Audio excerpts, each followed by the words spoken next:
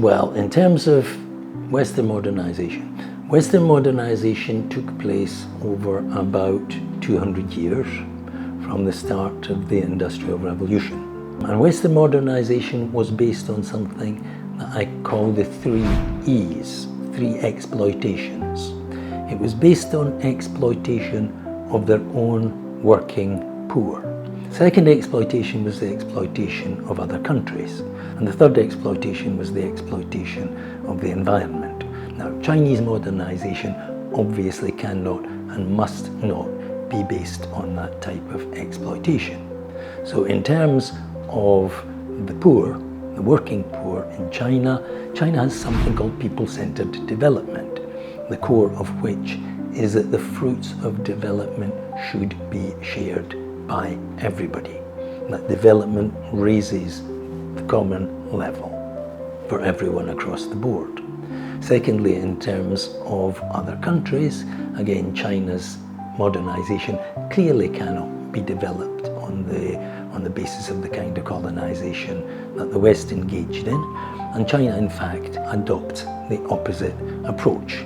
As I mentioned earlier, it's an idea of win-win development, reflected primarily in the Belt and Road Initiative, which sees other developing countries as an opportunity, which sees their development as something that will feed back to China. So that's how China relates with the rest of the world, and President Xi calls it a global community of shared future. In terms of the environment, I think China made many of the mistakes that the West did in the first period of industrialization after the creation of the PRC in 1949. But it took China about 20 years to understand what it took the West 200 years to understand.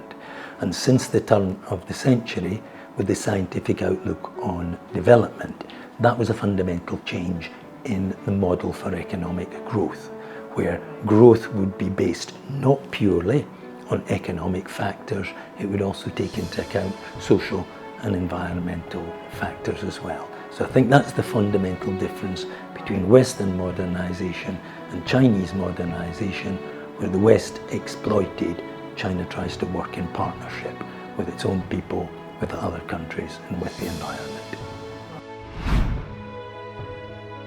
China's model can't be replicated anywhere else. China's model is a model of a country which is far bigger than any other country other than India.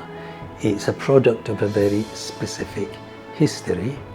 It's the product of a revolutionary process that led to the CPC being the governing party. So in that sense, it can't be replicated by any other country. But there are parts of the model that can be shared. And the most important one is the one that is reflected in the Belt and Road Initiative. It's the first key to opening the door from poverty to prosperity is infrastructure. Now, China has the best infrastructure in the world, and it has the strongest telecommunications industry in the world. Other countries can apply China's model, particularly in the case of infrastructure. One of the great strengths of China's system is continuity. China's political system lends itself to long-term planning. It works on the basis of cooperation and consultation and consensus. Plans are in place to turn the dreams and the goals into reality. So who knows, maybe China has other great headline-grabbing initiatives in the pipeline. We'll find out about that in due course. I hope I recognize them when they come along, and I hope they're successful.